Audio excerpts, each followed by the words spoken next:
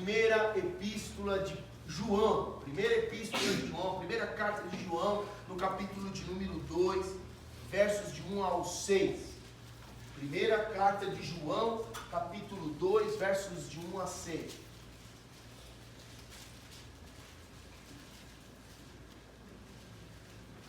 Recebe essa palavra no teu coração hoje, para você ficar integralmente conectado com Jesus. Conectado com Jesus, tá certo? Esse é o desejo de Deus para nós, para que nós fiquemos mais alinhados com Jesus, para que nós pensemos a mesma coisa, falemos a mesma coisa, sintamos a mesma, tenhamos o mesmo sentimento que houve em Jesus. Amém? 1 João capítulo 2, versos de 1 a 6, a palavra de Deus declara assim: meus filhinhos, escrevo a vocês estas coisas para que vocês não pequem. Se porém alguém pecar, temos um intercessor ou um ajudador junto ao Pai, Jesus Cristo. Intercessor também é advogado em algumas traduções. Junto ao Pai, Jesus Cristo, o justo. Ele é a propiciação pelos nossos pecados. E não somente pelos nossos, mas também pelos pecados de todo mundo. Sabemos que o conhecemos se obedecemos aos seus mandamentos. Aquele que diz, eu o conheço, mas não obedece aos seus mandamentos, é mentiroso, e a verdade não está nele. Mas, se alguém obedece a sua palavra, nele verdadeiramente o amor de Deus está aperfeiçoado. Desta forma, sabemos que estamos nele. De que forma? Aquele que afirma que permanece nele, deve andar como ele andou. Vamos ler de novo? Aquele que afirma que permanece nele, deve andar como ele andou. Podeis assentar, queridos.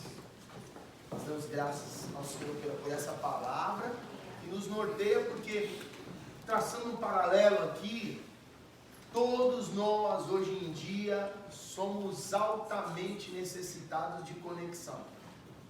E eu vou mostrar para você que você é uma pessoa que tem necessidade de conexão. Cada um de vocês que tem um smartphone, que é desses telefones inteligentes, né? Que dá para tirar foto, que tem agenda, que tem possibilidade de falar com as pessoas lá do outro lado do mundo, para fazê-lo precisa de uma conexão com um ponto de internet. Então, quando a gente fala de necessidade de conexão espiritual, é da mesma forma como a nossa conexão diária, que a gente usa no dia a dia para efetuar as nossas atividades. A nossa conexão, o nosso ponto de apoio, de edificação, precisa ser sempre Jesus no que diz respeito à vida espiritual. Nós não podemos viver uma vida espiritual no piloto automático. Nós não temos essa condição. Deus não nos chamou para isso. Se Ele o quisesse, que nós vivêssemos de uma maneira racional, de uma maneira fria e calculista, no sentido espiritual, Ele não nos faria gente. Ele não nos faria imagem e semelhança dele próprio. Ele nos faria robôs, nos faria zumbis, nos faria pessoas pré-programadas. Por que Ele colocou em nós essa necessidade de conexão? Porque isso vem da nossa essência baseada na imagem e semelhança de Deus. Deus é um Deus relacional, Isso quer dizer o quê? Que nós dependemos de relacionamento com Deus para viver. Assim como você e eu, se não tivermos oxigênio, em poucos minutos a gente morre. Assim a nossa dependência de comunhão com Deus, de ligação com Deus, de atividade espiritual com Deus. Da mesma forma, se em alguns dias, se você não beber água, a ciência diz que até 3 dias, se você não beber água, você morre. E morre literalmente de desidratação. Assim a sua vida e a minha, quando nós estamos desconectados ou vivendo de uma forma mecanizada a vida espiritual com Deus, o nosso relacionamento com Deus, portanto, vai definhando, vai secando a ponto da gente morrer espiritualmente, da gente inclusive apostatar a fé. Hoje você pode estar aqui na igreja, mas se você não mantiver a sua comunhão com Deus, a sua ligação com Deus diária, eu não sei se você estará daqui 1 ano, daqui 2, 3, 5, qual é o projeto que você tem de vida com Deus? Vai ficar a vida toda até o céu, até a eternidade? Amém. Então você precisa se conectar todo dia. Você precisa alimentar sua conexão com Deus todo dia. A vida espiritual se fundamenta em conexão. E eu quero dizer com isso, alinhamento, retidão, ajuste, relacionamento com Deus. Nascemos para isso, vivemos por meio disso. E sem Jesus nós ficamos completamente sem conexão com Deus. E então nós vivemos sem sinal, perdidos, inativos para o propósito que Ele designou para nós. Porque se há certeza pela palavra de Deus para cada um de nós, meus amados irmãos, é que Deus tem um propósito com a minha vida e a sua. Nós só descobriremos esse propósito, essa missão pessoal que Deus tem para nós, para cada um de nós, se nós estivermos constantemente em linha com Deus, conectados com o Senhor, com a vontade dEle, portanto. Reconheça isso.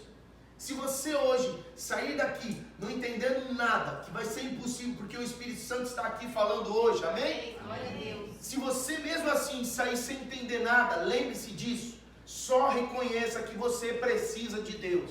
Reconheça que você tem fome de Deus. É intrínseco em você. Você nasceu com ela, porque você já nasceu separado de Deus por causa do pecado, da natureza pecaminosa. Então, de certa forma, eu e você precisamos sempre nos alinhar à vontade de Deus, porque a nossa tendência é estar fora. Desde quando acordamos até quando dormimos, a nossa tendência natural é estar fora da vontade de Deus. Então, se a gente reconhece essa necessidade, o nosso coração se alinha com o propósito de Deus, e assim você é mais feliz. Por quê? Não sei. Porque Deus sabe. Porque Deus sabe o que você precisa. Porque Deus sabe o que você necessita. Deus sabe quais são as suas lutas internas. Deus sabe o que a sua alma geme. Só Deus sabe. O teu pastor não sabe. A tua esposa talvez não saiba. Os teus filhos, os teus pais não saibam. Mas Deus sabe do que você necessita. Então, portanto, eu quero chamar a sua atenção hoje. Não dependa de ninguém para ter conexão com Deus. Dependa apenas da sua boa vontade, meu amado. Deus há de se revelar a você diariamente. E eu disse diariamente. Não é uma vez por mês, não. De modo que se você intensifica a sua conexão com Deus, Deus vai falar com você a cada minuto. Deus vai falar com você no carro, Deus vai falar com você em casa, Deus vai falar com você no trabalho. Deus vai se revelar para você, mandando anjos. Deus vai falar audível com você e você vai falar, opa, meu Deus, que isso? Estou ouvindo a voz de Deus aqui. Mas é bom lembrar aqui umas situações, né? Como o nosso tradutor que está lá na sala, lá traduzindo para o japonês essa mensagem agora, ele nos contou, né, no irmão Mário Nakazima, lembra daquele detalhe que num belo dia lá, ele estava conversando com um companheiro de trabalho dele, e o companheiro de trabalho falou assim, quem é aquele homem de branco que fica atrás da sua máquina? Aí ele falou assim, homem de branco? Por algum momento ele não se deu conta. Falou, homem de branco? Falou, rapaz, já fazem vários dias que eu estou vendo aquele homem de branco. Ele vai atrás da sua máquina, ele mexe na sua máquina lá. É um homem da manutenção? Aí ele falou assim, não sei, nunca vi esse homem de branco. Aí teve um dia que ele chegou, orou a Deus, e ele foi atrás da máquina para ver se tinha o tal do homem de branco lá. E aí o homem insistiu com ele, falou, você ainda não viu aquele homem de branco? Aí ele entendeu que era Deus. Aleluia. Que era a pessoa de Jesus ali, dando, porque em detalhe, as máquinas viviam dando problema, as máquinas dos companheiros. Mas aí ele percebeu por causa de um sinal, ele se conectava com Deus antes de fazer qualquer coisa, ele orava e ele colocava aquela máquina sob sujeição do poder de Deus. Porque ele não queria ter o trabalho dele ali, porque ele foi para trabalhar, ele não foi para matar tempo, ele não foi para dar prejuízo. Então ele orava consagrando a máquina para Jesus. E aí Jesus ia lá, sabia que tinha um problema na máquina, Jesus ia lá e fazia o trabalho, meu irmão. Agora vai explicar, de onde que Jesus aprendeu, com quem? Eu não vou fazer, eu não vou tentar fazer isso, porque eu não conseguiria. Eu só sei que Deus sabe fazer o que você precisa. Quando você está conectado, você consegue entender que é Ele. Isso é sobrenatural. Sobrenatural. Então, é a nossa convicção, é a nossa conexão espiritual com Jesus, que se traduz na declaração feita no versículo 6, que nós repetidas vezes lemos aqui. Aquele que diz estar nele, este deve andar como ele andou. Então você vai ter uma clareza de que está conectado, andando nos moldes de Jesus, andando ou tendo os mesmos comportamentos. Quero dizer, as mesmas atitudes, as mesmas ações e reações, as mesmas ideias, os mesmos objetivos. Então, quando nós nos aprumamos, nos baseamos nessa realidade, nós estamos conectados com o Senhor. É como aquela velha máxima, né? Aquela velha frase que até está saindo em filme agora, né? No meu lugar, o que faria Jesus? Então é pensar nisso. Para você estar conectado com o Senhor todos os dias, você precisa se perguntar constantemente: no meu lugar, o que Jesus faria? O que Jesus faria? Então, pensando nessa descoberta tão maravilhosa da palavra de Deus, que é revelada pelo apóstolo João, e digo, em dias que a igreja estava num crescente, porque quanto mais a igreja era perseguida, a igreja crescia, a igreja desenvolvia, a igreja amadurecia. E dentro deste processo de crescimento se infiltravam algumas doutrinas que eram diferentes dessas de Jesus. E isso confundia a igreja. Então, para que eles não tivessem dúvida de que estavam no Evangelho de Jesus, o apóstolo João levanta uma questão: vocês querem saber se vocês estão em Jesus? Permaneçam na palavra, vivam em oração, vivam na consagração, mas andem conforme ele andou. Façam tudo e tentem ao máximo se parecer com ele. Aquilo que vocês não conseguirem, o Espírito Santo vai ajudar vocês, mas andem conforme ele andou, porque eles se identificariam como cristãos. Por isso que é fundamental o nosso comportamento. É fundamental o nosso comportamento para mostrar que nós somos de Cristo. Quando nós nos dedicamos a nos parecer, mesmo que a nossa natureza não nos ajude, não contribua nada com isso para ajudar-nos nesse processo, o Espírito Santo, como eu já disse, foi enviado pelo próprio Jesus para nos ajudar, para nos encorajar a nos parecer com Ele. Amém. Então não se prostre, irmão. Na primeira tentativa você errou, levanta-te, porque se você observar o contexto bíblico aí, ele começa do versículo 1 já dizendo: filhinhos, eu vos escrevo essas coisas para que vocês não errem, para que vocês não pequem. Mas se vocês pecarem, vocês não podem ficar prostrados, vocês têm que se levantar, porque nós temos um advogado junto a Deus, e o nome dele é Jesus Cristo. Então Jesus não veio para te condenar, Jesus veio para salvar, e Jesus é o mais interessado, é o maior interessado em ver você se parecendo com ele, porque isso agrada ao Pai. Eu disse no domingo passado que um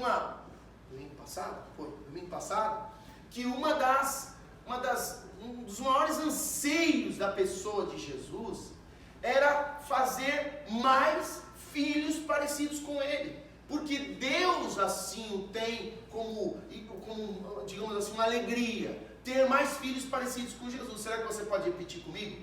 O maior anseio de Deus com esse mundo é ter mais filhos parecidos com Jesus. Aí olha para a pessoa que está ao seu lado, não precisa falar nada, só dá um sorriso para ela. Aí, que beleza. Tem um monte de gente aqui que é capaz de se parecer com Jesus. Amém? Amém. E é fantástico isso, porque qualquer dia desse você vai se surpreender.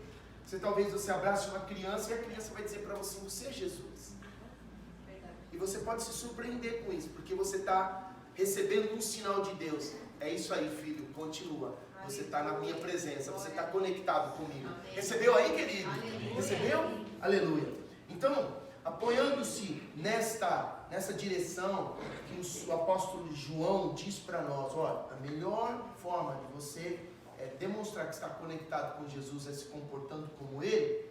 Nós vamos descobrir olhando para os evangelhos, porque a epístola de João, apesar dele ser o escritor também do evangelho de João, a amplitude de situações que Jesus nos demonstra em atitude, em comportamento, ela é maior nos evangelhos. Então vamos lá, vamos pegar alguns comportamentos de Jesus, para que a gente tenha como fazer um processo de aferição. Aferição é uma palavra técnica da área da mecânica, da área da engenharia, que ela calibra os instrumentos de precisão que medem, que tiram margem de peso, enfim, que fazem teste. Então vamos fazer uma aferição, vamos conferir se nós estamos alinhados ou não. E aí eu sempre lembro você veio para a igreja, não para sair daqui com uma pedra, né, nas costas, de julgo, de condenação. Você veio para a igreja para trocar o fardo, amém? Então se você tem um coração quebrantado e se arrepende, vai ser melhor para você, porque aí você não vai sair daqui debaixo de condenação, você vai sair daqui debaixo de liberdade no Espírito, porque você disse: Senhor, eu não estou fazendo como o Senhor me mandou, e eu estou aqui para ser restaurado, para me colocar nessa posição novamente. Quantos de vocês creem nisso? Amém? Então, primeira ideia aí que os evangelhos nos oferecem, é que Jesus tinha uma constante comunhão com Deus. Constante comunhão com Deus. Se você for para o Evangelho de Mateus, no capítulo 4, e aí eu destaquei os versos 4, 7 e 10, porque essa experiência foi a primeira experiência para marcar o início do ministério de Jesus. Jesus havia passado 40 dias e 40 noites em jejum no deserto, e agora estava inaugurando o seu tempo ministerial. E quando neste tempo de inauguração, lá estava Satanás. Satanás se deparou com Jesus e o afrontou, literalmente tentando o fazer quebrar a consagração que ele havia dedicado durante aqueles 40 dias para inaugurar o seu ministério. E aí ele percebe que Jesus estava com fome e diz assim: manda que essa pedra se transforme em pão, porque afinal de contas você tem autoridade para transformar essa pedra em pão. Aí Jesus disse: está escrito. E esse detalhe, está escrito, gente, mostra um comportamento de Jesus. Um dos comportamentos que deixava muito clara a comunhão que ele tinha com Deus era um alinhamento com a palavra. Então Jesus tinha um alinhamento, Jesus ele tinha um apreço, ele tinha um cuidado, um respeito pela palavra que havia sido escrita e deixada por Moisés, pelos patriarcas, pelos profetas. Ele sempre utilizava-se dessa palavra para monitorar a sua vida e endereçá-la à vontade de Deus. Aí você diz assim: mas ele era Deus, mas ele era também homem, nós não podemos esquecer disso. A Bíblia diz que ele se esvaziou das suas prerrogativas, dos seus direitos de Deus, e encarnou num corpo humano para ter as mesmas dificuldades, passar pelas mesmas provas e ter as mesmas necessidades, digamos assim, de aprendizado que nós precisamos ter. Porque como ele seria referencial para nós, por exemplo, de alinhamento com a palavra de Deus, de busca, de interesse pela palavra de Deus, já que ele sabe que nós naturalmente não queremos ler Bíblia, não queremos nos alinhar à palavra, muitas vezes distorcemos os textos bíblicos para oferecer uma margem, né? Uma margem digamos assim, um pequeno espaço, uma carência, né, que a gente diz, para pecar. A gente sempre tem essa tendência de torcer os textos da palavra. Então ele se colocou nessa condição para aprender, e aprender porque vive, porque se estabeleceu a palavra no dia a dia dele. Vocês estão entendendo o que eu quero dizer? Porque não é por acaso que ao longo da história de Jesus, o apóstolo, ou melhor, o evangelista Lucas diz que ele crescia em graça e sabedoria. Então, se ele crescia em graça e sabedoria, é porque ele sentou para aprender. Porque ele ouvia o que os rabinos diziam, o que os líderes diziam, ele aprendeu, ele precisou aprender. Então diga assim: para eu estar alinhado com a palavra de Deus, eu preciso aprendê-la, eu preciso exercê-la na prática, certo? Então, uma vez que Jesus se deparava com uma tribulação, com uma tentação, ele não se baseava na força dele, na filosofia de vida dele, ele se baseava onde? Na palavra, na palavra. E nós não podemos perder essa característica, irmãos, porque há no mundo hoje uma tendência das pessoas basearem-se num evangelho segundo elas mesmas. Hoje o que nós temos de infinidade de informação sobre o Evangelho na internet, você perderia um mês ininterruptamente só ouvindo mensagens no YouTube. Porque tem infinidade de mensagens por aí. Eu não estou aqui criticando pessoas do YouTube, não estou aqui criticando, porque esse não é o meu papel de juiz não é o meu papel. Agora, eu quero fazer você como uma ovelha desse aprisco, entender o processo. Não leve em conta só o que as pessoas estão dizendo. Leve em conta o que elas estão pautadas na palavra de Deus. Se você não pode conhecer o andar delas diário, ouça pelo menos aquilo que elas estão declarando pela palavra, baseadas na palavra. Porque tem muita história aí que estão contando e que não está baseada na palavra. E isso, vou desmistificar um outro assunto aqui. Isso não é religiosidade. Porque tem gente que porque não quer, não aceita, não se põe de acordo com a palavra, como Jesus se colocava, porque Jesus, como eu disse, dizia sempre, está escrito, porque ele colocava a vida dele na palavra, ele baseava no que estava escrito. Algumas pessoas não tendo esta, digamos, firmeza de caráter, elas dizem assim, não está na Bíblia, mas é de Deus. Nem tudo que não está na Bíblia não é de Deus, ou é de Deus, nem tudo. Aí tem algumas pessoas que até dizem, é sim, e eu concordo, por exemplo, escola dominical, escola bíblica, ou outros assuntos como secretaria da igreja, não existe, não tem isso na Bíblia, não está escrito na Bíblia, mas as atuais condições necessitam de uma organização, de uma ordem, de um processo sistemático de estudo da palavra. Então isso é permitido porque está dentro atende o propósito da Bíblia, correto, pessoal? Agora, se a minha vida foge desse padrão, se eu estou num comportamento que não é similar e o Espírito Santo nos esclarece, sim ou não? Não é julgar, você não pode olhar para o pregador lá da internet ou qualquer outro pregador, seja aqui na igreja ou seja em outro lugar, e olhar a roupa dele e dizer assim, pela roupa não atende o critério da palavra. Isso aí é julgamento. Isso aí é uma situação que você não pode mensurar o que está no espírito dele.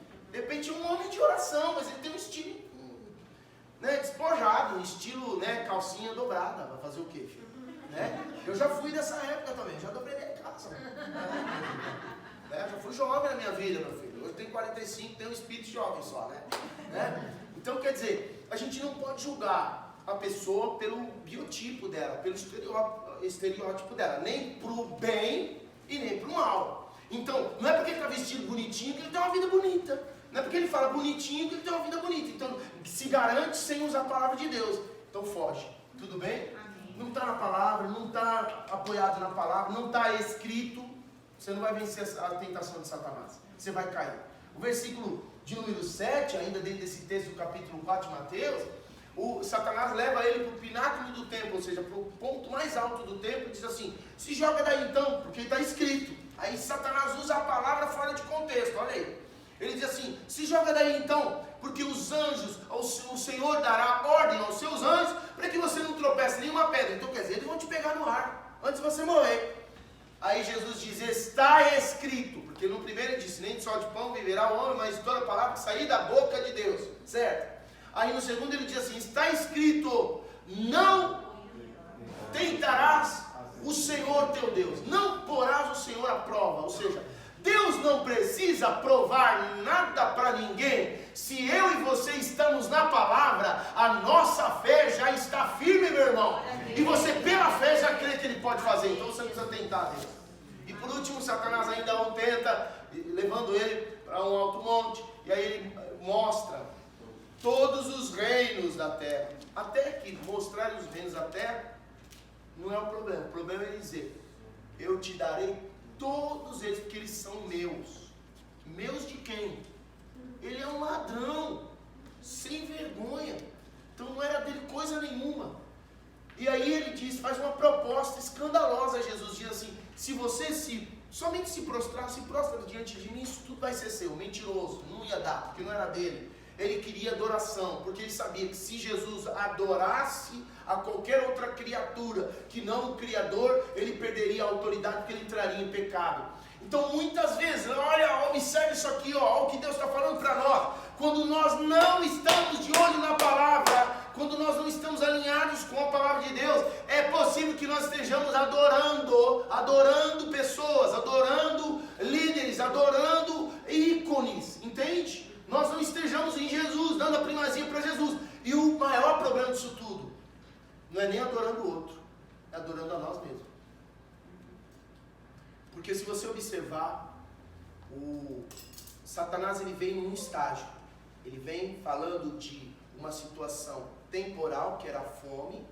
Aí ele fala de uma situação um pouco mais diária, contundente, que é ter experiência com Deus, né? Ter comprovação do seu nível de fé, porque o que ele queria era que Jesus tivesse comprovação do nível de fé dele, né?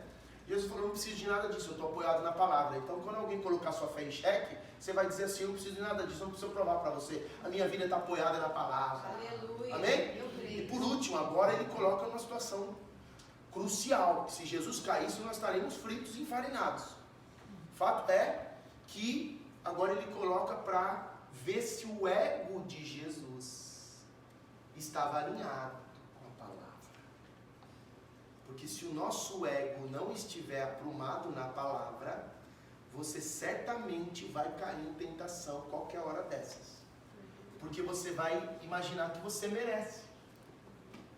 Não, eu mereço isso. O meu casamento não está indo tão bem, mas eu mereço esse escape, essa escapulida. Está no inferno já, querido. Já quebrou o teu casamento. Ah, mas esse homem me trata tão bem, tão melhor do que o meu marido. Está vendo o ego aí na frente? Está vendo o ego? Você está se vendo na frente de Deus, do que Deus quer para a tua vida. Não, mas meu pai, ele fala que eu tenho que me resguardar, que eu tenho que manter minha pureza, porque isso é a vontade de Deus. Ah, mas ele é tão bonito, se eu não me entregar para ele, outra vai pegá-lo. Aqui, ó, outra pega, você se mantém pura, filha. Porque essa é a vontade de Deus para você. Não coloca o teu ego na frente da palavra, você vai se dar mal. É isso que Jesus está dizendo. Coloca o teu ego sempre debaixo da palavra, debaixo do efeito da palavra. Então ele estava debaixo do efeito da palavra. A palavra, gente, exerce um poder tão crucial na nossa consciência. Para quem não entende muitas vezes o que é a função da nossa consciência, a nossa consciência é aquela voz que diz está certo, está errado.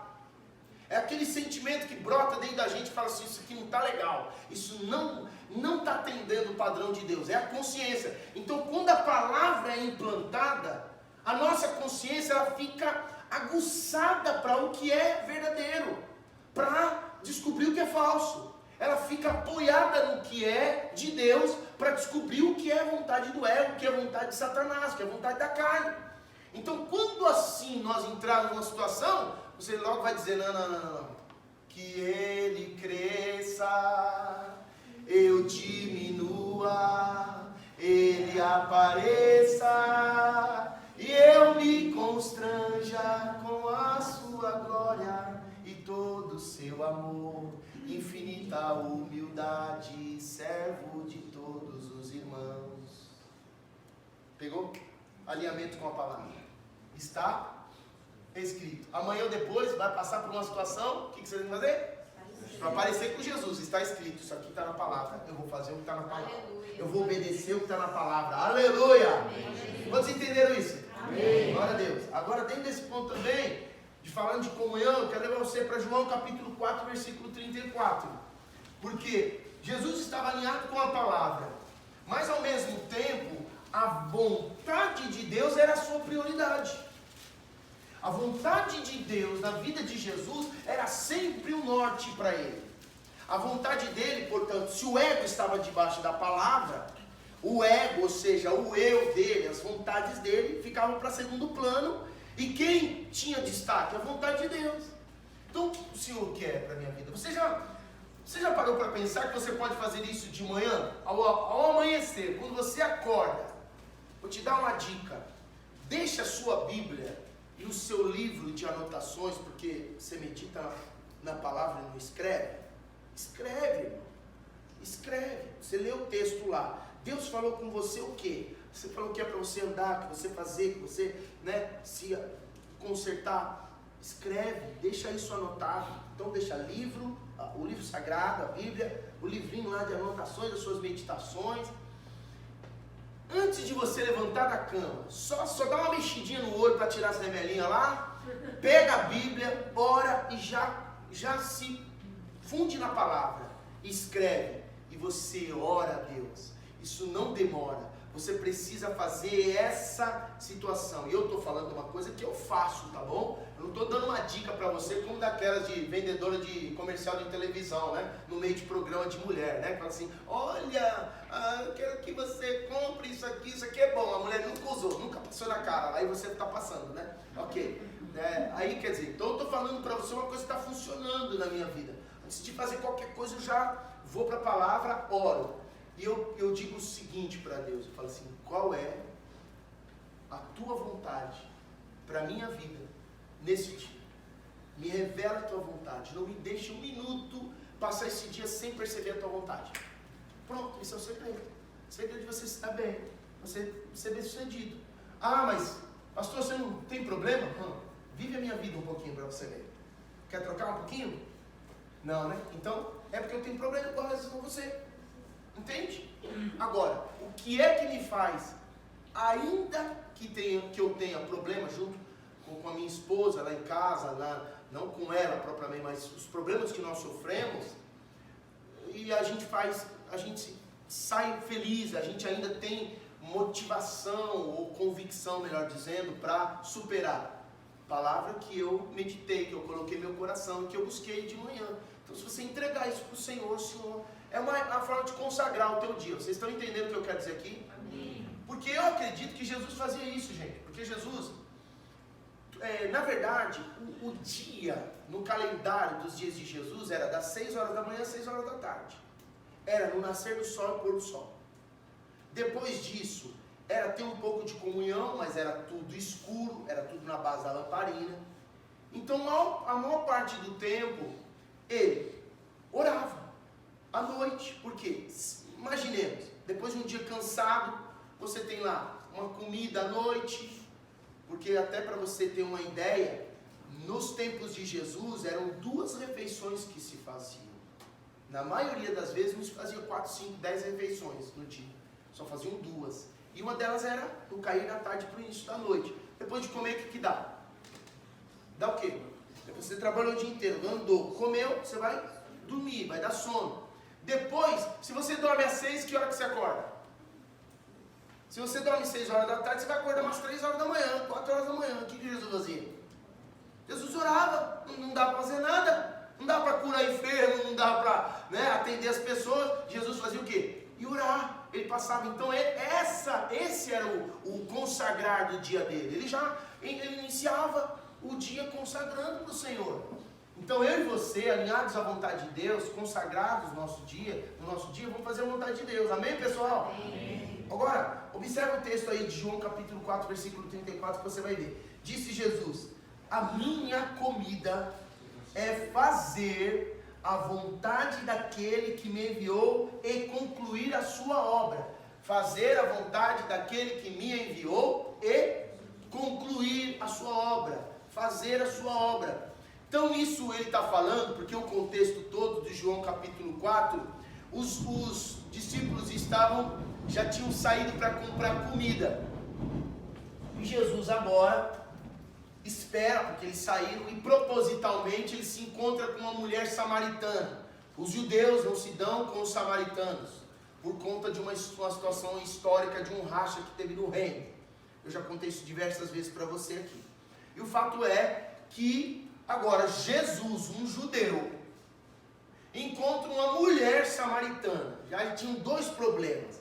Ela ser samaritana e ela ser mulher. Porque na cultura judaica, inclusive até hoje os dias, nos judeus ortodoxos, homem não fala com mulher, a não ser se for sua mãe, sua irmã, ou se for uma parente muito próxima, avó, tia, de muito contato, e a sua esposa, óbvio.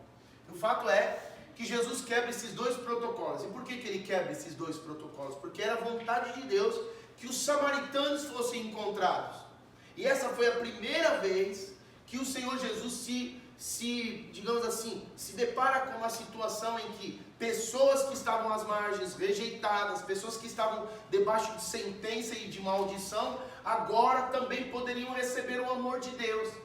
Então, a vontade de Deus é sempre acolher, nunca rejeitar, acolher. A única condição que o Senhor faz por uma rejeição clara, nítida, é o que a gente vê no apóstolo, segundo o apóstolo Tiago, no seu capítulo de número, me falhou aqui o HD, mas ele diz lá, que a soberba precede a ruína, porque o Senhor acolhe os humildes, mas ele resiste aos soberbos.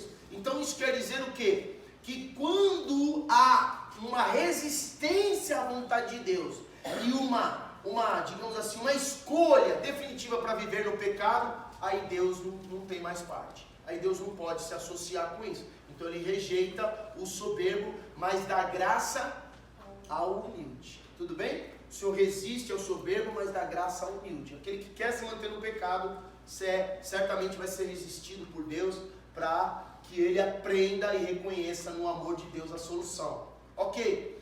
Se não for isso, não tem barreira. Então, quando a gente está alinhado, em comunhão com Deus, conectado com Jesus, a primeira tendência nossa vai ser quebrar barreiras, quebrar protocolos para fazer a vontade de Deus. Então você que está aí dizendo assim, eu não posso, eu não consigo, com aquelas pessoas eu não me dou bem, com aquele outro lá eu tenho dificuldade. Se você estiver alinhado à vontade de Deus, se você estiver conectado como Jesus sempre esteve, em comunhão plena com Deus, não haverá barreira para você, querido. Aleluia. Você está em crise no teu casamento? Deus vai encher o teu coração de amor pelo teu cônjuge. Você não está conseguindo falar com o teu filho? Deus vai encher o teu coração de amor de Jesus para se conectar com os seus filhos. Deus vai dar misericórdia suficiente para com a sua vida transbordar para a vida de outros. O Senhor vai se mostrar na sua vida, na sua pessoa, para outras vidas. Amém, pessoal?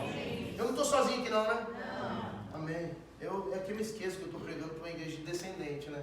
Às vezes eu pediria um pouco do espírito lá do paraense, né? Do nordestino, né? Oh, glória, aleluia! Que aí me dá uma referência, vocês estão entendendo não, né? Mas tudo bem, eu me acostumo. Eu estou 13 anos aqui, ainda não me acostumei. Mas, vamos lá. Uma segunda ideia aqui que a gente entende é que, diante desses textos que a gente está nos evangelhos, você percebeu que a gente está se apoiando nos evangelhos, é no Evangelho de João, capítulo 11, versículo 42. Jesus vivia em profunda dependência de Deus, irmãos. Além de viver em comunhão, porque uma coisa é você viver em comunhão temporária. Tem muita gente que sabota o processo. Por exemplo, alguém que está precisando de alguma coisa de Deus. Ele fala, vou jejuar. Vou me manter na linha. Aí ganha, aí recebe. Aí faz o quê? Né? Aí a fé vai lá pro pé, vai pro nível dedão do pé. Então a pessoa teve comunhão, mas foi uma comunhão temporal. Existe esse nível de comunhão? Existe, por exemplo, com pessoas que você se deu bem em dado momento da sua vida e também passou um tempo. Pessoas na sua escola, pessoas na sua faculdade, você teve comunhão com aquelas pessoas. Mas aquela comunhão, ela foi por um período. Nos relacionamentos humanos, é importante que você lembre disso, inclusive nessa era de redes sociais. Existem amizades que são para toda a vida. Existem amizades que são por um propósito. E existem amizades que são por um período. Você não tem que ficar se cobrando e nem se martirizando, porque você não liga para 1000 pessoas dos seus contatos. Você não vai conseguir, porque Deus te dá essa liberdade, porque você é uma pessoa, um ser humano que precisa de tempo para você, tempo para as pessoas, prioridade com Deus. Se você tiver que dar tempo para todas as pessoas que você diz amigo, você morreu, já morreu. Fato é que no caso de amizade para toda a vida, está dentro dela os pais, está dentro dela irmãos, Porque isso é a palavra de Deus, tudo bem, pessoal? Se você está com quebra de comunhão com os teus irmãos, de sangue, com seus pais, tem que resolver esse negócio aí, tá bom? O Senhor, Espírito Santo, Vereza Antiga vai te ajudar também. Pode vir aí, dia 21, 22, isso aí conserta. Aleluia, aleluia. Né? Agora, voltando aqui, deixando o merchan de lado, né? Voltando para a palavra, a questão, prioridade nesse grau de amizade para a vida toda é com Deus. Isso que eu chamo de comunhão constante, ou que vai promover, a comunhão constante vai promover a dependência total. Então, quando você tem um amigo mesmo para toda a vida, quando te dói a barriga, o que você faz? Para aqueles que deixam somzinho, né? Batendo no teclado lá. Ai, amiga, eu não queria. As amigas aí que eu digo, né? Ai, amiga, hoje eu não estou bem. Só que não. Hashtag só que não, né? Assim? Aí o que acontece? Você vai lá e fala. Que tal dar esse primeiro lugar para Deus? Talvez você tenha o seu pai como seu amigão. Dá prioridade para o Pai Celestial e depois para o Pai. Só troca a mesma informação com o Pai Celestial em segundo lugar. Era isso que Jesus fazia. Jesus fazia isso não porque ele era obrigado. Jesus fazia isso não porque ele era condicionado. Se ele não fizesse, ele perderia o poder dele. Não. É porque Jesus tinha certeza de que quanto mais relacionamento ele tivesse com o Pai, com Deus, ele teria muito mais experiências cujo Pai saberia dar, daria a ele. Entende o que eu quero dizer? Tem coisa que você não sabe fazer, que só o Pai sabe fazer. Então você precisa ter uma comunhão com Deus para saber que o Pai tem condições de fazer aquilo, o impossível, mas ao mesmo tempo dependência. Porque saber que um amigo pode, mas você fica assim, será? Eu acho que não vou pedir para ele não. Aí eu vou tentar fazer aqui e depois eu dou um jeito. Se não der, eu falo com ele. Isso não é dependência, entende? Então se você tem comunhão com Deus, agora você vai ter que aprender com Jesus o nível de dependência que você precisa ter do Pai. Então Jesus, por exemplo, pergunto eu a você, no episódio de Lázaro, porque esse texto fala da morte de Lázaro, um grande amigo de Jesus. E lá estavam suas irmãs Maria e Marta, Maria de Betânia, que é a referida a Maria de Betânia. Aí você diga assim, glória a Deus, pastor. Pode dizer assim, glória a Deus, pastor. Glória a Deus. Um dia você vai pisar naquela terra. Ajuda aí, irmão. Ajuda aí. Estou tomando posse. Aleluia. Aí veja, o que acontece é que lá ele recebe a notícia e propositalmente ele demora 3 dias para ir até o lugar onde Lázaro já tinha morrido. E ele sabia que Lázaro tinha morrido. Aquela notícia o toca. Quando ele chega no lugar, já haviam 4 dias. Porque havia um misticismo entre os rabinos, que Deus poderia fazer, olha a cabeça, Deus só poderia fazer milagres de ressuscitar mortos, se estivesse no 3º dia da morte. Só até o 3º dia. Depois do 3º dia já dava por certa a morte da pessoa, nem Deus podia resolver. Aí Jesus quebra esse protocolo, entende? Porque ele sabe, volta aqui, volta, pega a ideia. Ele tinha comunhão, então ele sabia do poder de Deus, ele sabia que o poder de Deus não tinha limitação, gente. Mas agora ele queria ver isso, ele queria não só ver, mas queria demonstrar para as pessoas. E ele sabia como, porque ele orava, porque ele buscava o Senhor. E aí ele diz, não, vamos agora, vamos depois.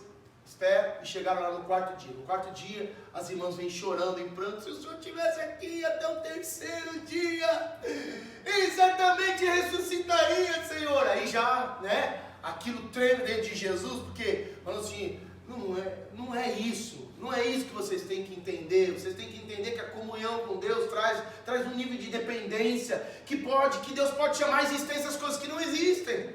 Entende? Não há limites para Deus. Aí com isso, Jesus vê elas entrando em pranto e a Bíblia diz que ele chora.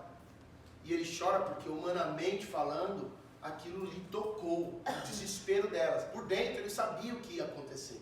Mas como o homem vendo o desespero, vendo a venda nos olhos delas quanto ao poder de Deus, ele chora com elas. e chora com aqueles que estavam. E aí ele diz assim, então vamos resolver esse negócio. Tirem a pedra, porque ele estava numa tumba. Tirem a pedra. E aí rolaram a pedra, e a história vocês já sabem. Ele diz, Lázaro, saia para fora, venha para fora. E aí diz que o homem sai cheio de ataduras e ele sai andando vivo. Ele ressuscitou no quarto dia. Inclusive antes de rolar a pedra, as irmãs disseram, Senhor, não faz um negócio desse, já cheira mal, impossibilitando, porque elas não tinham perspectiva de que na dependência de Deus tudo é possível. Vou repetir, se você está dependendo de Deus, andando na palavra, tudo é possível. Tudo é possível. O que você está vivendo hoje? Tudo é possível. E aí no versículo 42 tem um destaque aqui que eu quero fazê-lo bem claro, evidente aqui. Eu sei que sempre me ouves, foi o que Jesus disse, mas disse isso por causa do povo que está aqui, para que creia que tu me enviaste. Então, antes de falar para o Lázaro sair daquela caverna, daquele túmulo, ele ora a Deus na frente de todo mundo. Ele fala assim, Senhor, eu sei que sempre o Senhor me ouve. Por quê? Porque ele dependia totalmente de Deus. Quem vai buscar a Deus constantemente é porque depende totalmente dele. Então Jesus diz assim, eu sei que o Senhor me ouve. E eu tenho certeza que o Senhor está me ouvindo agora. Eu não estou falando isso para o Senhor porque eu duvido do teu poder agora. Mas eu estou fazendo isso para deixar um exemplo.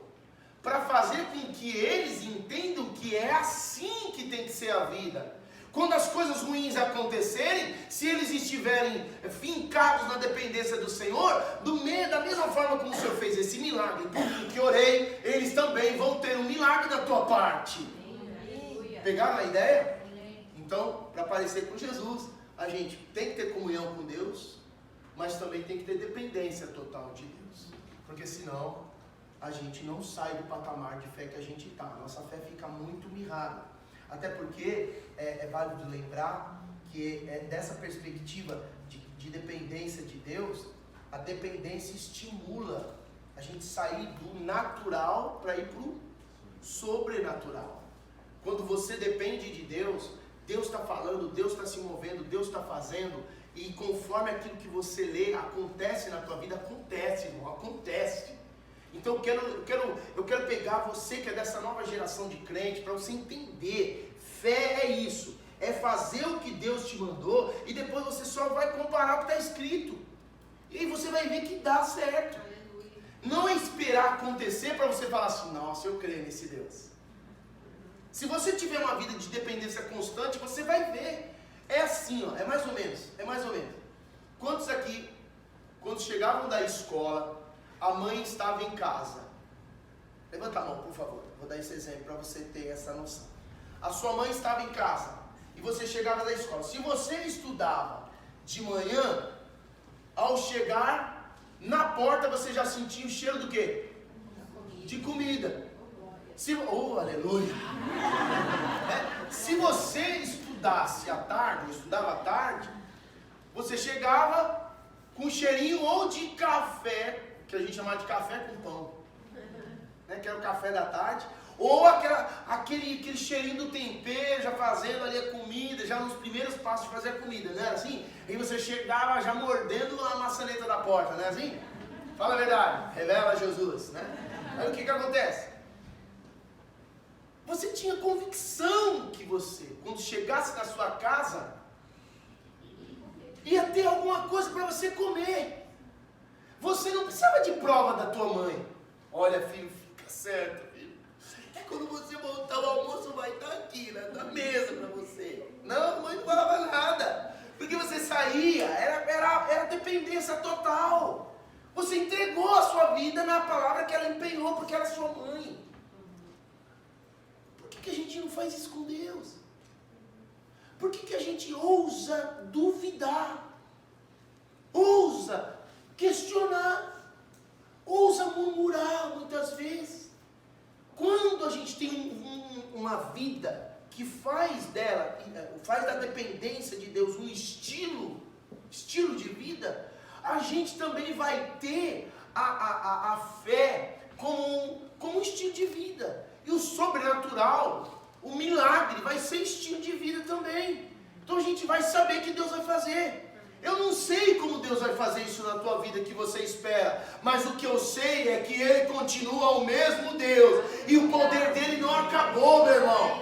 Porque a palavra de Deus diz assim, Tiago capítulo de 1, versículo 17: toda boa dádiva e todo dom perfeito vem do Pai das luzes, em quem não há mudança e nem sombra de variação. Aleluia. Então Deus não muda, querido. Glória a Deus. Se você depender, se a sua dependência não mudar, Deus também não muda para você. Entende? E não é porque Ele vai mudar, é se o seu grau de dependência diminuir, você muda para Deus. Ele nunca muda.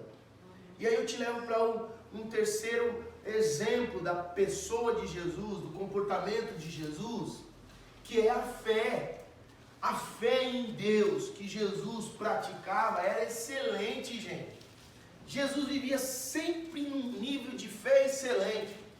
Esses dias, porque você sabe que um pastor também precisa aprender. O pastor não vem aqui e fala tudo porque aprendeu sozinho. Isso aí é o maior engano que possa haver no coração de um líder. Dele achar que sabe tudo e não precisa de aprender com ninguém. Esses dias eu estava conversando com um amigo que também é pastor, e aí ele estava numa conferência e me mandou um trecho de uma mensagem do pastor Aloísio, acho que é Aloísio Nunes, eu não me lembro, não é Nunes não, é Aloísio, pastor Aloísio da igreja Videira. Aquele homem, gente, é uma sumidade no sentido de conhecimento bíblico, ele veja a revelação de Deus quando ele prega. Eu fui muito abençoado com essa direção. Eu já entendia que a fé, ela tem, digamos assim, níveis. E não porque Deus dá diferentes proporções para as pessoas. Não. É porque elas desenvolvem. Todos nós nascemos no novo nascimento com uma medida de fé. Então a fé em Deus é colocada no nosso coração pelo Espírito numa medida. Mas a gente pode crescer nessa fé, a gente pode expandir. Se você observar, por exemplo, 1 de Pedro, no capítulo de número 2, lá, ele vai falar sobre acrescentai a vossa fé para que a sua fé se torne frutuosa ou frutífera. Mas ele trouxe uma palavra que foi interessante. Ele disse que as pessoas que se destacam para Deus em fé são aquelas que possuem a fé excelente. E o que é uma fé excelente? Uma fé excelente nada mais é que a fé que não depende de circunstâncias para atender o propósito de Deus, a vontade de Deus. Uma fé que não se limita por temor aos homens, que não depende da ajuda alheia para fazer o que Deus designou a gente para fazer. E sobretudo, a fé excelente é aquela que não esmorece frente aos desafios, às barreiras, os impedimentos que nós atravessamos na vida para atingir o propósito para o qual Deus nos chamou. Então alguém que tem fé excelente é aquele que diz: eu tenho um gigante pela frente, mas o meu Deus é capaz de derrubar esse gigante. Eu tenho um mar pela minha frente, mas o Senhor é capaz de abrir o mar. E Ele não só me fará passar, mas Ele vai fazer um monte de essa gente toda passar. Eu tenho uma Canaã, eu tenho uma terra prometida para alcançar, mas eu tenho um rio em plena cheia para atravessar. Mas eu sei que o meu Deus vai parar esse rio. Nada vai me impedir de viver o melhor de Deus. Nada vai me impedir de cumprir a minha missão em Deus. Estão entendendo o que eu quero dizer aqui?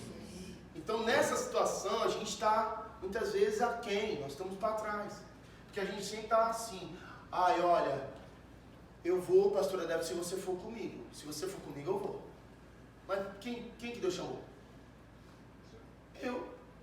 Então se Ele me chamou, Ele é capaz de me dar autoridade e poder para fazer aquilo. Se eu depender dEle, se eu tiver comunhão com Ele, tá vendo? Uma coisa vai chamando a outra. Então tem muitos de vocês que falam assim, eu até posso, mas sozinho eu não vou.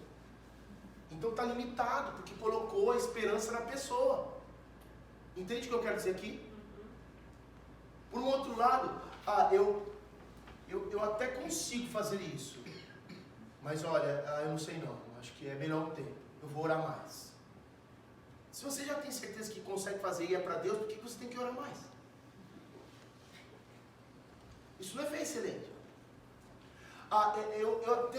Eu até posso ir, mas aquele irmão não vai, eu também não vou.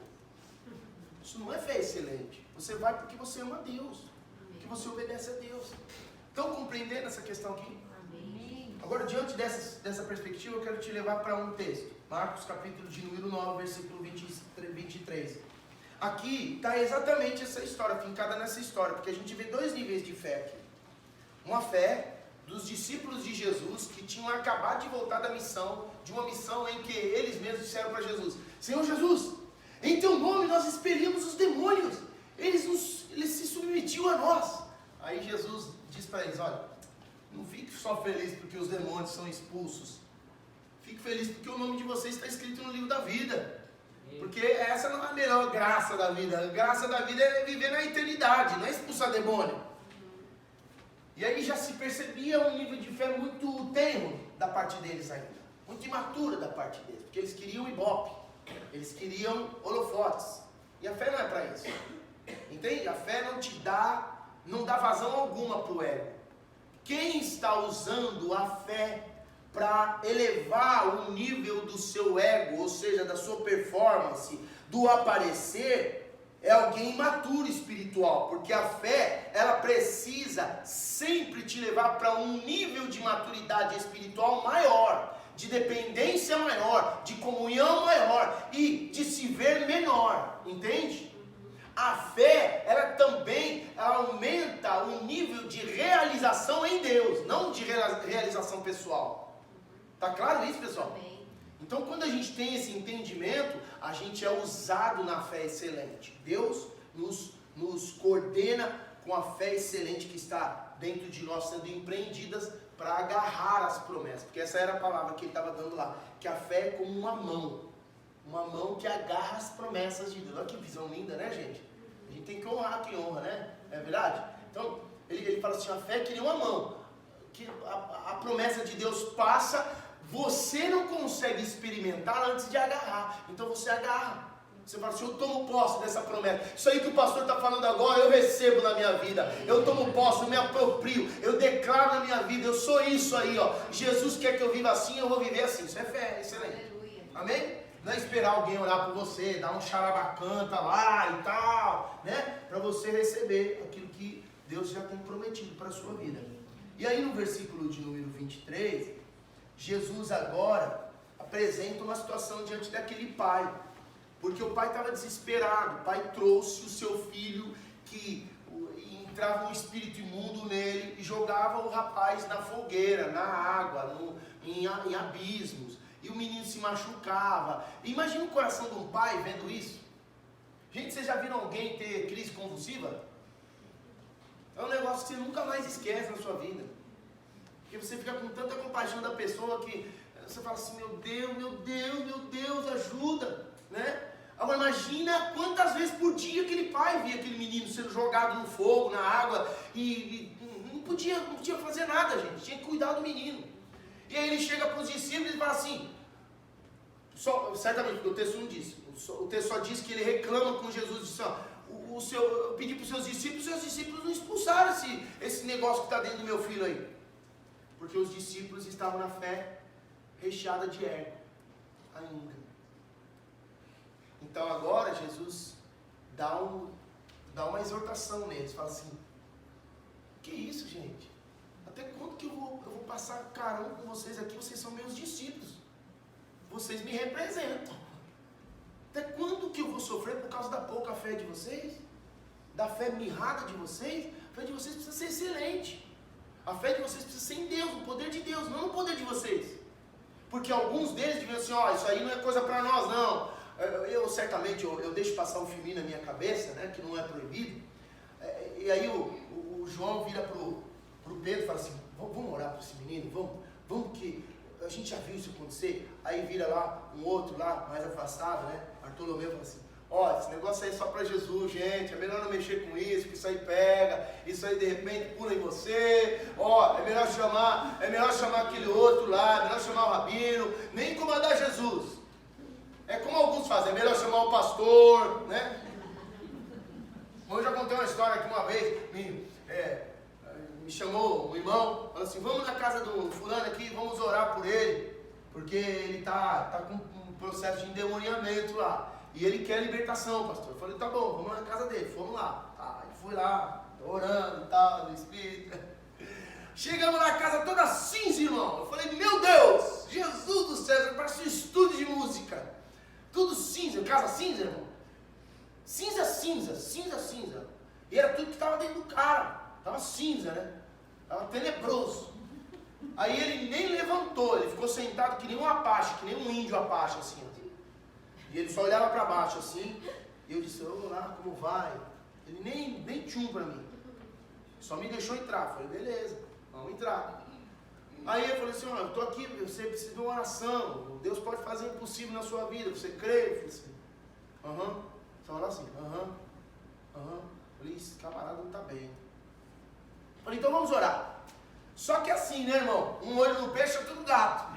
Quando você vai orar por alguém que está com um problema espiritual, até é uma orientação aqui para você, tá bom? Que a Bíblia não diz que tem que orar de olho fechado, olho aberto. Isso aqui fomos nós que criamos esse negócio. É porque tanta coisa, tanta luz, é tanta distração que as pessoas fecham os olhos para se concentrar na oração. Mas não precisa orar com os olhos fechados, tá certo?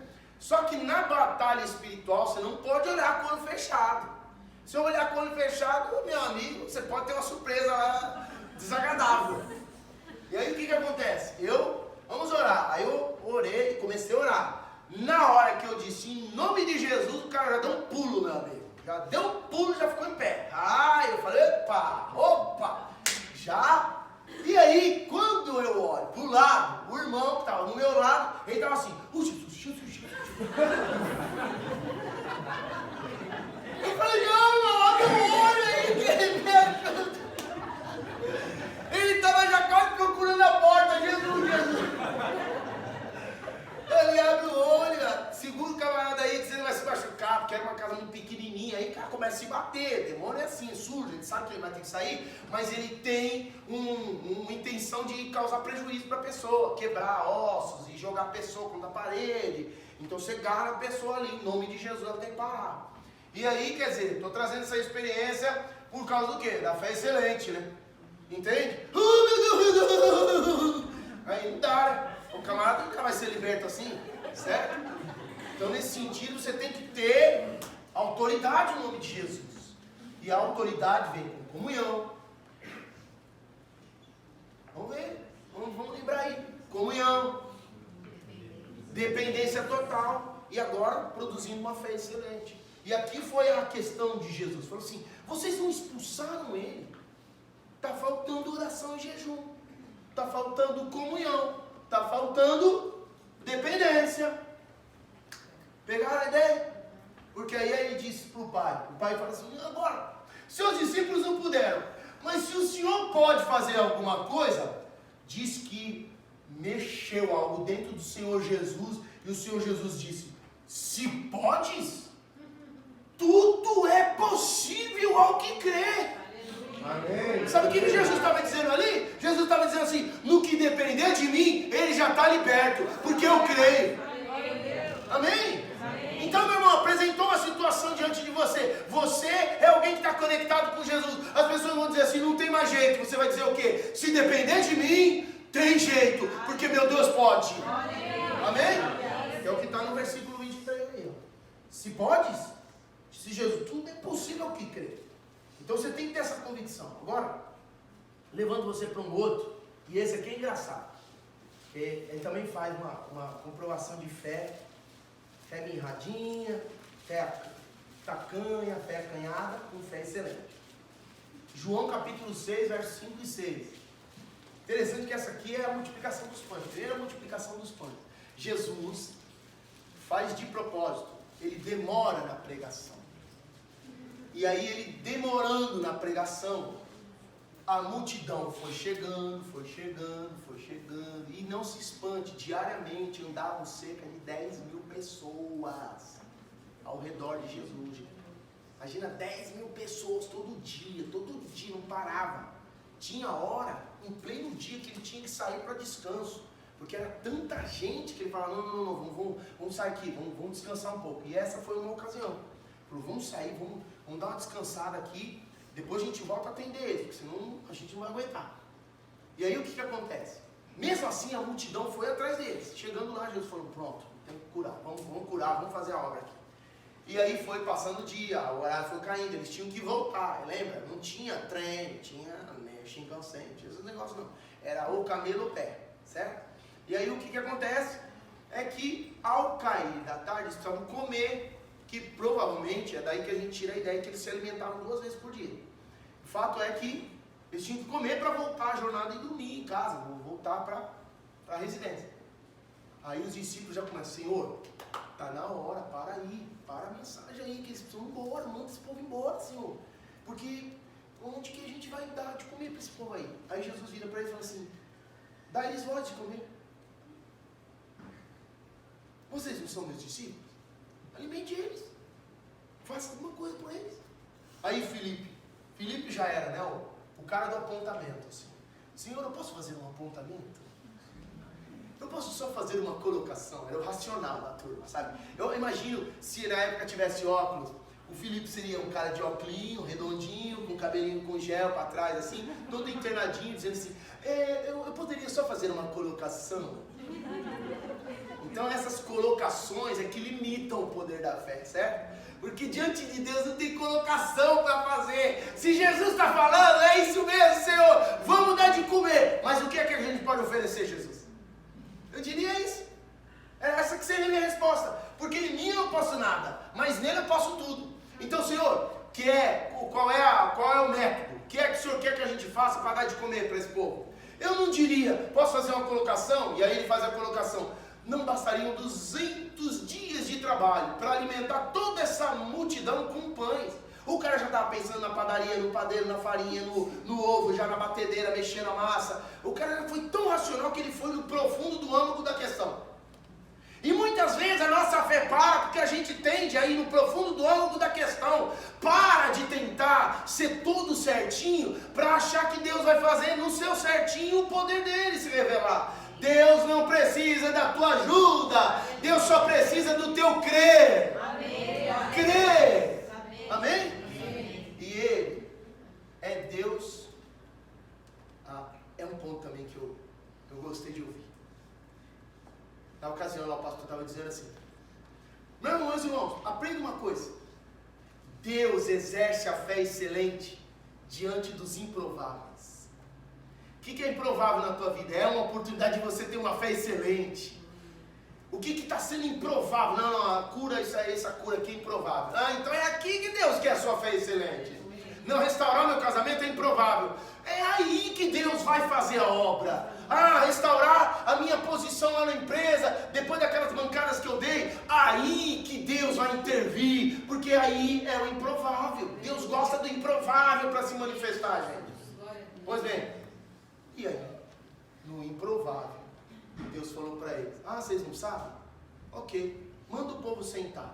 Era isso que eles tinham que ter pensado, e é isso que a gente tem que copiar agora.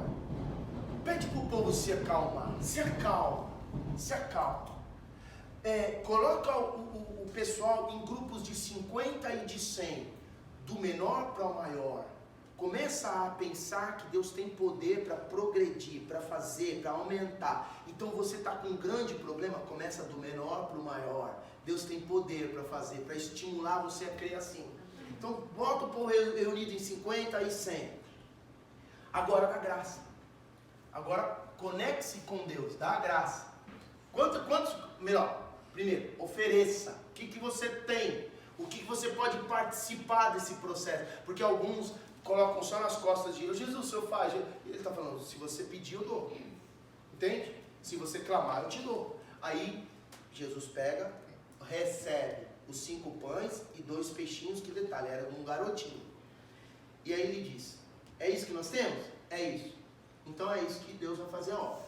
É o que temos para hoje. Aí ele levanta e dá graças. Comunhão, dependência e fé excelente. Na hora que ele abaixa a cesta, ele começa a entregar a cesta na mão deles e passando nesses grupos de 150, e o pão não parava, o peixe não parava, e eles foram distribuindo, até que depois de algumas horas, porque eu acho que precisou de algumas horas, os pães começaram a multiplicar e saciaram todas as pessoas, que sobraram 12 cestos de pães e peixes. Aleluia. Por que eu estou chamando a sua atenção? Porque olha o versículo 5 e 6, para o nível de fé excelente aí. Levantando os olhos e vendo uma grande multidão que se aproximava, Jesus disse a Filipe: onde compraremos pão para esse povo comer? Fez essa pergunta apenas para pô-lo à prova, pois já tinha em mente o que ia fazer. Então chama um detalhe para aqui. Quando você está em comunhão com Deus, em plena dependência, a sua fé sempre vai se projetar, não na circunstância situacional, agora, temporal. Você já vai ter os olhos naquilo que Deus vai fazer, como se já tivesse feito. Então Jesus já via aquela multidão indo embora, com a barriga cheia, feliz, dando glória a Deus. Era isso que ele via. Amém. E ele já sabia o que ia fazer. Então, pensa nisso, ó. Diante daquilo que está ali acontecendo, um comportamento que vai deixar você muito similar a Jesus, é quando chegar, por exemplo, uma boataria, como agora está. Já tem um monte de caso de coronavírus, já espalhou para todo o Japão, e coisa que não é verdade. Os casos estão controlados, estão sob orientação médica, porque na maioria são casos sem sintomas, que é o perigo. Então eles estão isolados em quarentena, e todos os voos que vêm da China são periodicamente fiscalizados para que aquele vírus não entre. Então não tem um motivo de alarmar. Então você não vai no racional, você vai na fé. Você vai dizer assim, ó, mesmo que isso aconteça, eu creio que o Senhor pode me proteger de tantas quantas forem as gripes, os vírus, porque Ele é o meu protetor. Ele é o meu fortaleza. Ele é a minha fortaleza, minha rocha inabalável. Eu creio no Senhor. Você crê também? Posso orar por você? Você pode dizer isso para a pessoa. Posso orar por você, para você começar a confiar nesse Jesus a partir de agora, que Ele vai te proteger, e você vai ter uma experiência de milagre. Pronto, você já ofereceu sua fé excelente. Você já viu a pessoa sã, você já se viu sã. Entende o que eu quero dizer? E às vezes isso falta em nós. Por isso que a gente perde muito. A gente perde muito porque a gente tem uma fé tacanha, dependente dos outros, dependente das notícias que os jornais podem dar. E a gente fica todo acelerado. Ai, vamos comprar, vamos fazer. Óbvio, pode carregar um gelzinho, né? Um álcool em gel na bolsa? Faça isso. Passa lá, quando você tiver contato com as coisas, sempre higieniza a sua mão. Não dê mão para crianças, gente, principalmente crianças em fases de bebê, elas rapidamente põem a mão na boca. Nunca se dá mão para criança, não dá, não pega na mão da criança, tá? Tudo bem? Pega no ombro, passa a mão na cabeça, mas não põe a sua mão no rosto de criança e nem na mão dela, porque no rosto a mamãe vai beijar, a mamãe beijou, contraiu um vírus, uma bactéria, qualquer coisa, vai passar para quem? Para a criança, obviamente. A mãe não pode ficar doente. Então essas são as regras de higienização. É fato, isso tem que ser feito? Claro, não vamos desperdiçar o que a ciência já nos dá de graça. Mas nós, sobretudo, precisamos colocar fé nesse negócio. Amém, pessoal? Senão a gente entra numa paranoia aqui. Nós vamos comprar até máscara de gás já, né? Pensando que vai cair uma bomba aqui, né? De bioquímica. Porque um abismo chama outro abismo, irmão. Hoje você coloca uma máscara preta, azul, verde, aí você não vai resolvendo, você vai querer começar a tomar remédio por conta aí. Nosso remédio é Jesus. Amém, povo? Amém. Por último, comunhão, dependência, fé excelente. Agora, sua entrega de vida a Deus foi total. Comunhão e dependência já não diz respeito à entrega? Não. Porque eu posso ter comunhão com Deus, amizade com Deus. Eu posso ter dependência total de Deus, ou seja, tudo aquilo que eu preciso, eu peço para Deus, mas tudo aquilo que eu preciso. quando a gente entrega a nossa vida, a gente entrega por uma causa. A gente entrega em benefício do outro. A gente não entrega só por causa da gente. Porque Jesus não entregou por causa dele, gente. E esse que é o exemplo que eu quero finalizar essa palavra. Porque hoje nós celebramos a ressurreição de Jesus. Porque se ele entregou a vida por nós, e nós morremos a sua morte, a Bíblia também diz que nós vivemos a sua ressurreição. Porque se ele ressuscitou dentre os mortos no terceiro dia, nós, pelo ato do batismo nas águas, que cada um de nós como cristãos passamos aqui, quando encontramos a Jesus e confiamos no seu amor, nós também, de uma maneira espiritual, ressuscitamos de tudo aquilo que o pecado nos matou, de tudo aquilo que o pecado nos roubou. Então aquilo que faz você travado, aquilo que fazia, melhor dizendo, você impedido de romper, de progredir, de crescer, não fará mais. Não fará mais por quê? Porque agora você está debaixo desse mesmo Espírito, debaixo do Espírito da ressurreição de Cristo. Eu posso ouvir um amém aqui? Amém. Aleluia. Então vamos lá para o texto. Capítulo 5 de Hebreus, versos 7 a 10. Então a entrega de vida de Jesus ao Pai, a Deus, foi total. Observa aí, Hebreus capítulo 5, versos 7 a 10. Embora sendo filho, ele aprendeu a obedecer por meio daquilo que sofreu. E uma vez aperfeiçoado, tornou-se a fonte da salvação eterna para todos os que lhe obedecem, sendo designado por Deus como sumo sacerdote, segundo a ordem de Melquisedeque, durante os seus dias de vida na terra.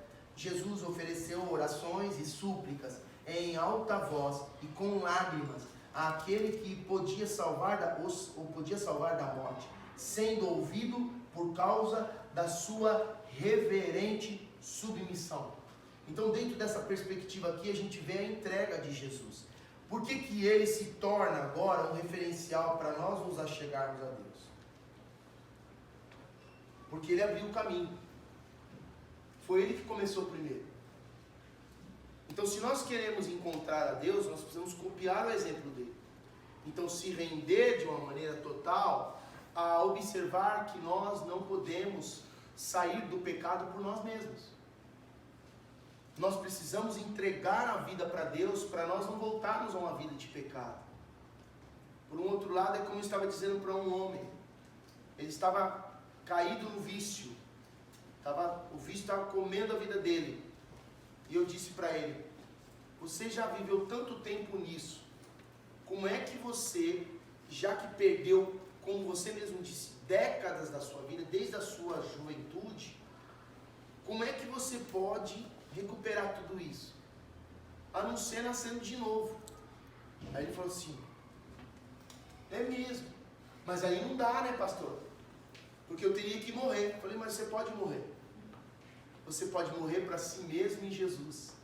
E você pode ter um novo nascimento em Cristo. Porque não é fato? Vamos olhar do âmbito natural. Uma pessoa que perdeu todo o tempo, por causa de um vício, uma prática ou outra, perdeu a vida, não dá para recuperar. A única chance dela voltar a ter uma vida feliz era morrendo e nascendo de novo. Mas essa não é a saída de Deus. A saída de Deus é morrer em Jesus. Então quer dizer, a minha velha vida fica na cruz do Calvário, eu entrego a minha vida porque Ele levou a minha vida. Aquele homem que era o antigo foi levado na cruz por Jesus. Aquela mulher que era antiga, que você vivia com base nela, foi levada na cruz. Então Cristo, como diz o apóstolo Paulo, encravou, lá na epístola de Paulo aos Colossenses, ele encravou na cruz do Calvário todo o escrito de dívida que constava contra nós por causa dos nossos pecados. Então tudo aquilo que nós perdemos de tempo, Senhor Jesus levou na cruz e pagou o preço. Por isso que lá, uma das suas últimas falas foi: está consumado. Então ele disse: está tudo pago, está tudo certo agora, Deus. A vida deles não precisa ser mais esta, agora podem ser novas vidas. Então assim, quando nós conhecemos a Jesus e nos entregamos a Ele, nós nos tornamos novas criaturas. Nós nascemos de novo em Jesus Cristo. E isso é por meio da fé. Entende? Ele levou as minhas transgressões na cruz. Eu morri com Ele na cruz. Mas ao mesmo tempo que eu passei pelas águas do batismo, eu ressuscitei com Ele dentre os mortos. Então eu já não vivo mais cercado pelo pecado. Então Jesus se entregou pagando o preço de choro, de lágrimas, preço sacrificial por nós. O que é que a gente não pode fazer por ele? Pela causa dele. O que é que está te limitando, jovem? O que é que está te limitando, mulher, homem? De entregar a sua vida um pouco mais para fazer por outros.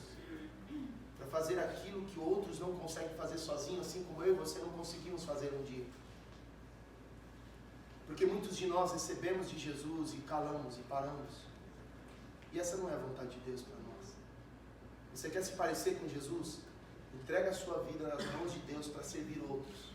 Para ganhar outros para Jesus. Para fazer outras pessoas conhecerem esse mesmo amor que você está desfrutando aqui agora.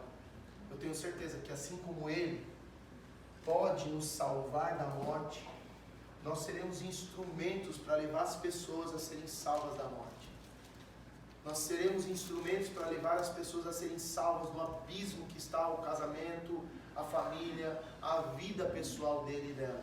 Eu posso já enxergar centenas de pessoas entrando nessa igreja para receber a Jesus por causa do seu exemplo que parece com Jesus.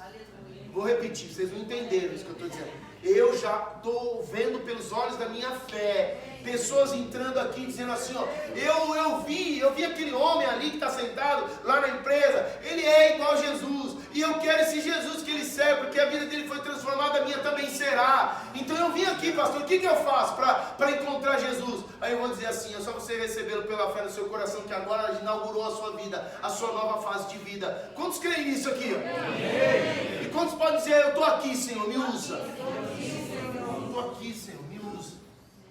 E eu quero concluir com isso.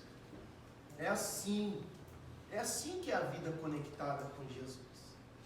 É assim que é a vida alinhada em retidão com Jesus. É assim que Deus quer que a gente viva. É assim que você vai alegrar o coração de Deus. E eu quero orar. Quero orar para nós respondermos essa pergunta. Será que nós somos assim? Será que eu e você somos assim? Os teus passos estão sendo alinhados com os do Senhor. Só se preocupe em não sair deles agora. Só se preocupe em não sair deles agora.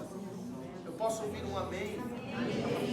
E eu recebo, Pai, esta palavra. Eu recebo no meu coração. E eu quero ter esse norte para a minha vida constantemente. Dias bons e dias maus. Eu quero ter conexão com o Senhor.